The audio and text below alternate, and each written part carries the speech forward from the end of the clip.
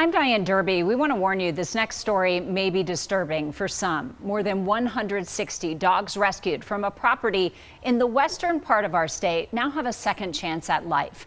The team at National Mill Dog Rescue told me what they saw during the rescue last month was horrific. This week, I visited the nonprofit shelter to learn more about what the dogs were facing and how they're recovering.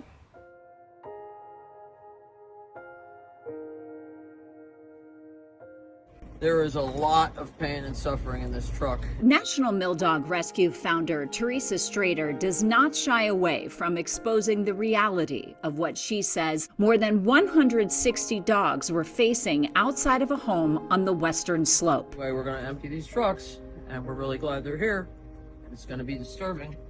So you'll see quickly how much they've been through. NMDR recorded this video showing what the dogs looked like as they arrived at the nonprofit's shelter in Peyton, Colorado. It was alarming. It was shocking. Oh boy, come here.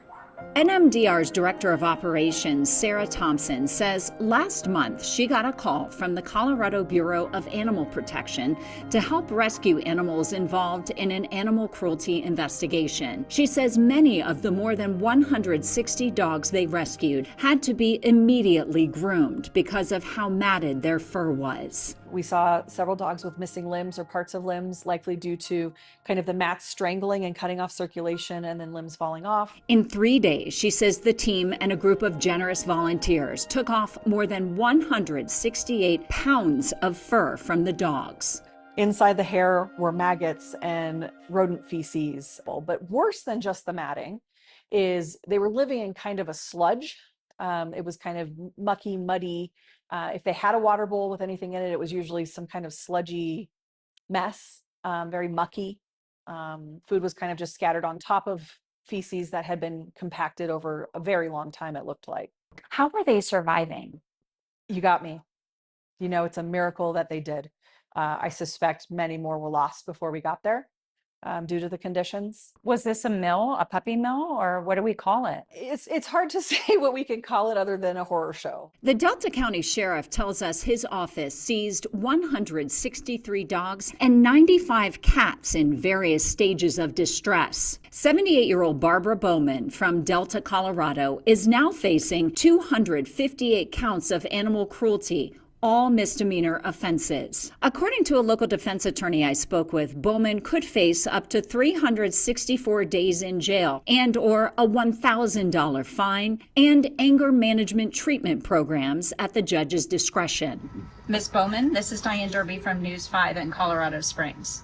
I called a phone number associated with Bowman. Are you the Barbara Bowman involved in the oh, she hung up.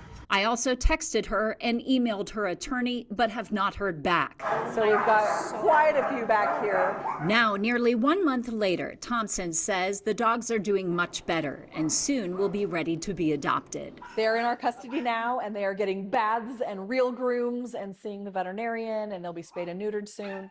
And so that's the happiest part of all of this is they're in our care. They're doing really well. The district attorney's office for the 7th Judicial District would not comment on this case because it's under investigation.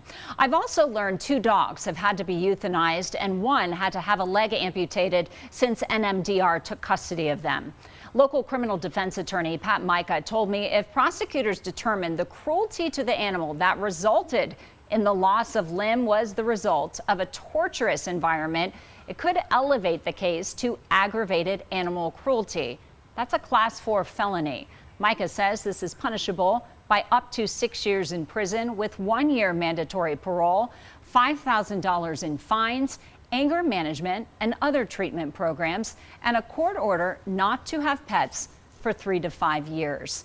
Bowman is due in court in September. We'll be sure to let you know what happens. We know many of you will be interested in adopting the rescued dogs and cats, but I am told they are not ready.